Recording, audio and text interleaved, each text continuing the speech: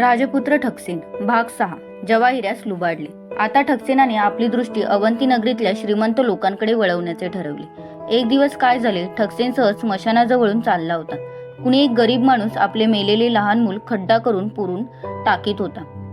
ते मूल पाहताच ठकसेनाच्या मनात एक कल्पना आली। तो माणूस निघून गेल्यावर त्याने खड्डा उकरला व ते प्रेत बाहेर काढले। नंतर त्या मुलाला घेऊन तो माळणीच्या घरी आला। त्याने आता तिच्या घरात 2 खोल्या भाड्यानेच घेतल्या होत्या। घरी येताच त्याने त्या मुलाला चांगले कपडे घातले, त्याच्या अंगावर दागदागिने घातले आणि ते एका उंची शालीत गुंडाळून घेऊन तो अवंती नगरीतील सर्वात श्रीमंत जवाहिऱ्याच्या दुकानात आला। ठकसेनानेही अतिशय उंची पोशाख केला होता। जवाहिऱ्याला वाटले बरेच मोठे गिराईक आले।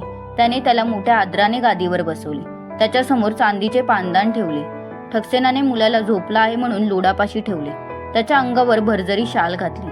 नंतर त्याने आपल्या जवळची 2 रत्ने काढली व जवाहिऱ्याला म्हटले, या तऱ्हेचा माल असल्यास दाखवा, आमच्या मंडळींना रत्नहार करायचे आहे। जवाहिऱ्याने रत्ने नीट निरखून पाहिली, ती फार भारी किमतीची होती। हे गिराईक अतिशय श्रीमंत आहे हे त्याने ओळखले व आपल्या जवळचे भारी भारी जवाहीर बाहेर काढले। त्यातले उत्तम उत्तम निवडून ठकसेन बाजूला ठेवत होता। त्याला रत्नातील पारख चांगलीच होती। बाजूला काढलेल्या वस्तूंची किंमत सांगताच ठकसेनाने खिशातून 100 मोहरा काढल्या व त्या जवाहिऱ्याला देऊन म्हणाला, हे पहा, हे पैसे सौदा पटला म्हणून घेऊन ठेवा।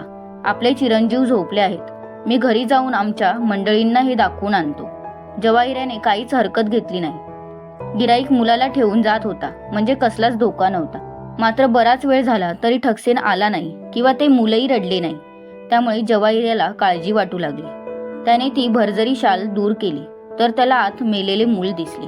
आपण पूर्णपणे फसलो हे लक्षात येताच जवाहिऱ्याने कोतवालाकडे वर्दी दिली। कोतवालाने कसून चौकशी केली पण चोराचा पत्ता लागला नाही। ठकसेनाने मात्र खूप कमाई केली, पण तो त्या गरीब माणसाला मात्र विसरला नाही। त्याच्या घरात त्याने काही धान्याची पोती आणून टाकली। देवदूताकडून एवढीच चिठ्ठी त्यावर लावलेली होती।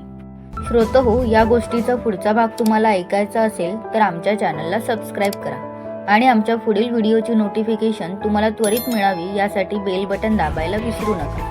तसेच गोष्ट आवडली असेल तर लाईक, कमेंट, शेअर करा।